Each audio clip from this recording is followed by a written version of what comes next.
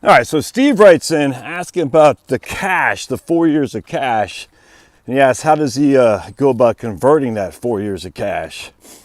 So his premise is he spends $50,000 a year, and so he thinks he needs $200,000. All right. Well, this is interesting because I think the premise needs to be defined on how much you need to pull from your portfolio, not your total spending. So let me give you an example. I gotta get my, all right, there we go. All right, so Steve said, hey man, I need $50,000 a year. He's 64, by the way. So I should have $200,000 of cash. How do I go about doing that? Well, in of itself, that's easy. You just slice $200,000 off your accounts and put it over in a cash bucket. Now, let me be clear. If your accounts are predominantly in IRAs, that doesn't mean you take it out and put in a bank account.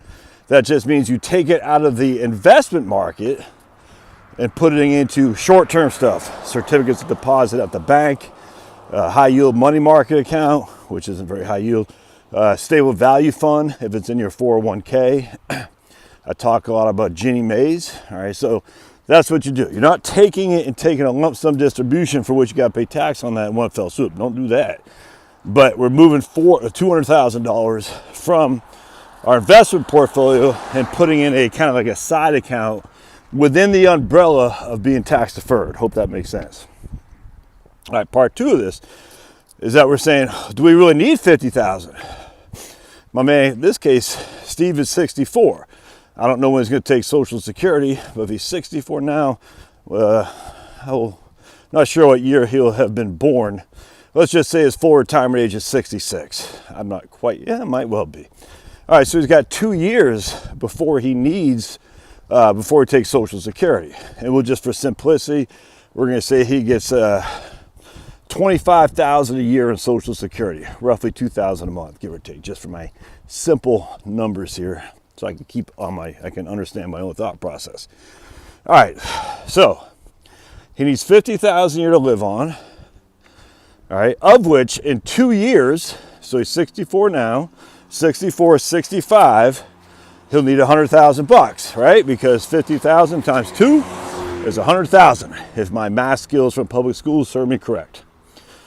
All right, but then he doesn't need $50,000 a year from his portfolio because half of that need will be covered by Social Security, all right? So then he only needs $25,000 a year. So in that case, 4 years to cover 4 years' expenses, he doesn't need $200,000. He only needs $150,000 because the first 2 years he needs $50,000. The third year, he only needs $25,000 because Social Security will cover the rest. All right. So the third year, he needs another $25,000 because Social Security will cover the rest. All right, that's if he takes Social Security as full retirement age. And I hope I'm trying to get it so the headphones don't, just go back and forth, creating a horrible sound. So hopefully you can still hear this okay without a lot of feedback. Anyway, so I hope that makes sense. So you take the amount of money you need, you divide that or times that by 4. All right, that gives you a certain amount of money you need for 4 years. Then you say, I'll have another source of income coming in how many years? So for me, my Social Security isn't going to kick in for another 19 years. So I'm still working though, so I'm different. But just say I did retire, just for simplicity.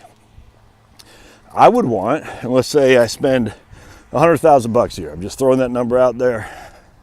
When the kids are out of the house and mortgage paid off, hell's bells, I would spend that kind of money.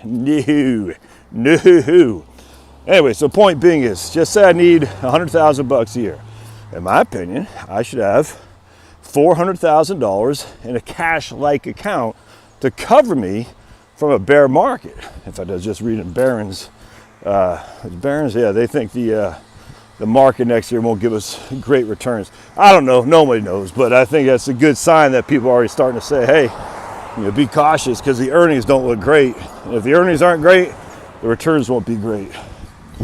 Just keep that in mind. Now, will it be if X, then Y? Not necessarily in the same year. And we saw that in 2018 and 2019. Yeah, 2018, the earnings were through the roof and the markets were down 4%. 2019, the earnings were down and the markets were up.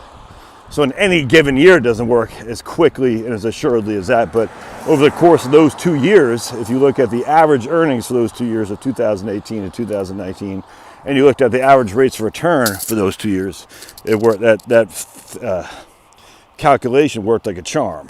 Earnings growth plus dividend yield gives you return on your assets for stocks, that is. Anyway, so if I'm Steve, I'm looking at how much money do I need to live on? $50,000. How much of that is coming from Social Security? You know, $25,000. When am I going to take Social Security? In 2 years. And I'm having $150,000 in cash to ride out a bear market. Now, if I'm not taking Social Security until I'm 70, well, in that case, I'm putting $200,000 in cash to ride out a bear market, so that way I can cover myself until Social Security kicks in. Hope this makes sense. Love to hear your thoughts. Thanks now.